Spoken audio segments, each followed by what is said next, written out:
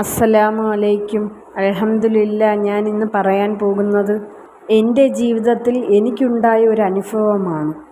നാമെല്ലാം ഓരോ പ്രയാസങ്ങൾ കൊണ്ട് ജീവിക്കുന്നവരാണ് അല്ലേ? അല്ലാഹുവേ, നമ്മുടെ ബുദ്ധിമുട്ടുകളും പ്രയാസങ്ങളും നീക്കിത്തരണേ അല്ലാ. എൻ്റെ വീട് 3 വർഷം മുന്നേ ജപ്തിയുടെ വക്കിലായിരുന്നു. ബാങ്കിൽ നിന്നും സ്ഥിരം ഞങ്ങളെ വിളിച്ചുകൊണ്ടിരിക്കും. ആ സമയത്ത് മനസ്സ് ഒരുപാട് വിഷമിച്ചിട്ടുണ്ട്.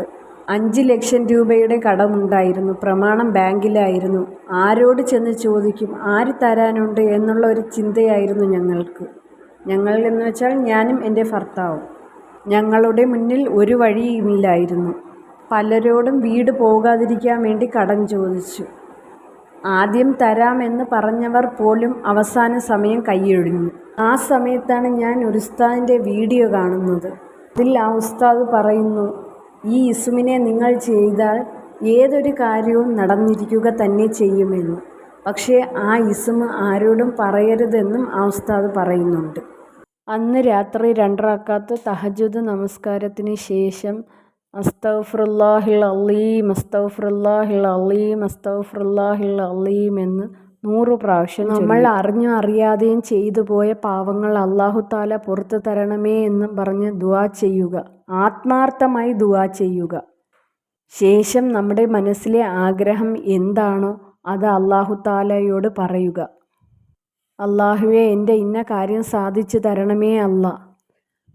അതിനുശേഷം ഈ പറയുന്ന ഇസ്മിനെ 1000 പ്രാവശ്യം ചൊല്ലുക. ഉറപ്പാണ്, 7 ദിവസം നിങ്ങൾ തുടർച്ചയായി ചെയ്തു നോക്കൂ. തീർച്ചയായും ആ ആഗ്രഹം നടക്കുക തന്നെ ചെയ്യും. യാ കബീറു അന്തല്ലാഹുല്ലദീ ലാ തഹ്തദിൽ ഉഖൂലു ലിവസ്ഫി അദ്മത്തിഹി. ഈ ഇസ്മിനെ 7 ദിവസം തുടർച്ചയായി തന്നെ ചൊല്ലുക. പക്ഷേ ചൊല്ലുമ്പോൾ ആത്മാർത്ഥതയോടുകൂടി തന്നെ ചൊല്ലണം. എങ്കിലേ നമ്മുടെ കാര്യം സാധിച്ചു കിട്ടുകയുള്ളൂ. ഞാൻ ഇങ്ങനെ 7 ദിവസം തുടർച്ചയായി ചൊല്ലി എൻ്റെ ഒരു കൂട്ടുകാരി എനിക്ക് സ്വർണം പണയം വയ്ക്കാൻ തന്നു. നിങ്ങൾ ഈ ഇസ്മിനെ ചൊല്ലി നോക്കൂ. നിങ്ങൾ അറിയാത്ത രീതിയിൽ നിങ്ങൾക്ക് പണം വന്നുകൊണ്ടേയിരിക്കും. പകലും ചൊല്ലാം കേട്ടോ. പക്ഷേ ഞാൻ തഹജ്ജുദ് നമസ്കാരത്തിന് ശേഷമാണ് ഈ ഇസ്മ ചൊല്ലിയത്. ഏത് സമയത്ത് ചൊല്ലാൻ ഇരുന്നാലും ആരോടും സംസാരിക്കാൻ പാടില്ല. നിങ്ങൾ കടം കൊണ്ട് ബുദ്ധിമുട്ടുന്നവരാണെങ്കിൽ നിങ്ങൾ ആത്മാർത്ഥമായി ഇത് ചൊല്ലി നോക്കൂ. തീർച്ചയാണ് 7 ദിവസം കൊണ്ട് നിങ്ങളുടെ കടം വീടുക തന്നെ ചെയ്യും. അല്ലെങ്കിൽ നിങ്ങൾ അറിയാത്ത രീതിയിൽ എവിടെ നിന്നെങ്കിലും ആരെങ്കിലും നിങ്ങൾക്ക് പൈസ തരുക തന്നെ ചെയ്യും. അത് ഉറപ്പായ കാര്യമാണ്. പക്ഷേ ആത്മാർത്ഥത വേണം ചൊല്ലുമ്പോൾ. അസ്സലാമു അലൈക്കും.